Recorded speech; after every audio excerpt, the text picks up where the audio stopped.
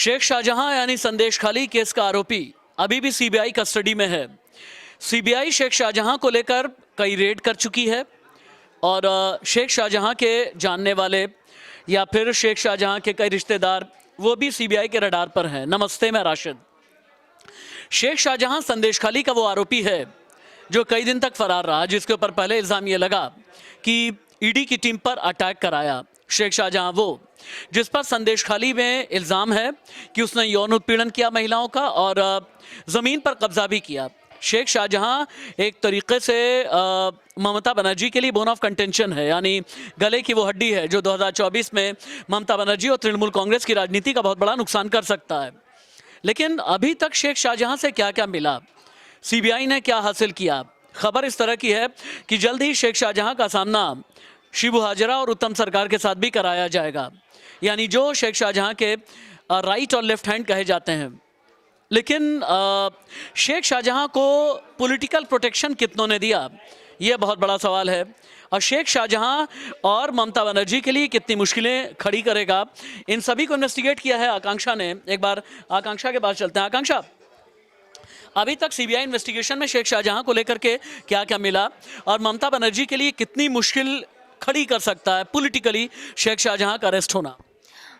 मुश्किल तो खड़ी कर ही देगा, क्योंकि लोकसभा चुनाव सर पर है और ये बहुत बड़ा पॉलिटिकल मुद्दा बन चुका है। रीज़न ये भी है क्योंकि बात महिलाओं का है, बात महिलाओं की हो रही है और वो भी कोई छोटा मोटा नंबर नहीं है, बहुत सारी महिलाएं सामने आई हैं। और वैसे भी ममता बनर्जी का पॉलिटिकल जो स्लोगन है वो है माँ माटी मानुष। माटी मानुष, बिल्कुल। लेकिन कहीं ना कहीं विपक्ष जो है उसको दिखाएगा कि कहीं ना कहीं इस पे ममता खरी नहीं उतर पा रही हैं, तो दीदी की मुश्किलें डेफिनेटली बढ़ने वाली हैं। एक और भी बात है कि आज ममता बनर्जी शायद 42 कैंडिडेट्स टीएमसी की तरफ से डिक्लेयर करने वाली हैं।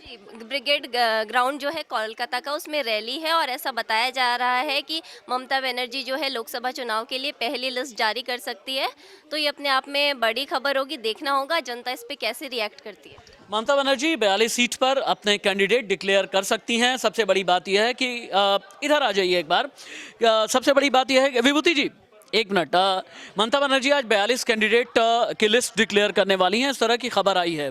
यानी पश्चिम बंगाल में इंडिया अलायंस के ताबूत की ऑफिशियल कील आज ठुक जाएगी। निश्चित तौर पे पश्चिम बंगाल में ताबूत में कील तो कई जगह ठुकी है, आप जानते ही हैं।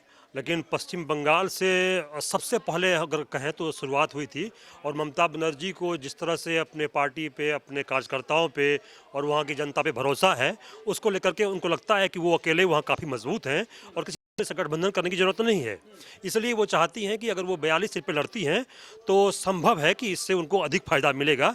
इसलिए वो बड़े आराम से और वो बिना कोई चिंता किए हुए घोषणा कर रही हैं। और आपने सुना ही है कि बीजेपी से भी कई लोग जो हैं उनके पाले में इससे पहले भी। ममता की नज़र सबसे ज़्यादा क्या किस वोट बैंक पर है? मुस्लिम वोट बैंक को लेकर के ममता की सोच क्या चल रही होगी? देखिए, मुस्लिम वोट बैंक तो ममता के पास है ही, इसमें कोई संदेह वाली बात नहीं है। इसके अलावा भी जो परंपरागत कुछ जो वोट उसके पास है, उसको भी वो बीजेपी के पाले में नहीं जाने देना चाहती हैं। और देखिए, मतुआ समुदाय जो है वो भी बीजेपी से हाल के वर्षों में थोड़ा खुश नहीं है। तो ममता बनर्जी को लगता है कुल मिलाकर के उसकी स्थिति अच्छी है जी। तो इसलिए वो बड़े दमखम के साथ वो पार्टी का ऐलान करने वाली है और इसका फ़ायदा उन्हें कितना मिलता है यह देखने वाली बात हो। पश्चिम बंगाल की राजनीति, इंडिया अलायंस में फूट, शेख शाहजहां का अरेस्ट होना, शेख शाहजहां को लेकर के सीबीआई इन्वेस्टिगेशन, ये सब कुछ इसी चैनल पर आपको मिलेगा। आप वीडियो को लाइक करें, शेयर करें, चैनल को सब्सक्राइब करें और कमेंट बॉक्स में आप लिखें कि India alliance politics, NDA politics 2024 की लोकसभा चुनाव को लेकर के और कौन कौन सी खबरें आप मेरे जरिए जानना चाहते हैं। नमस्ते।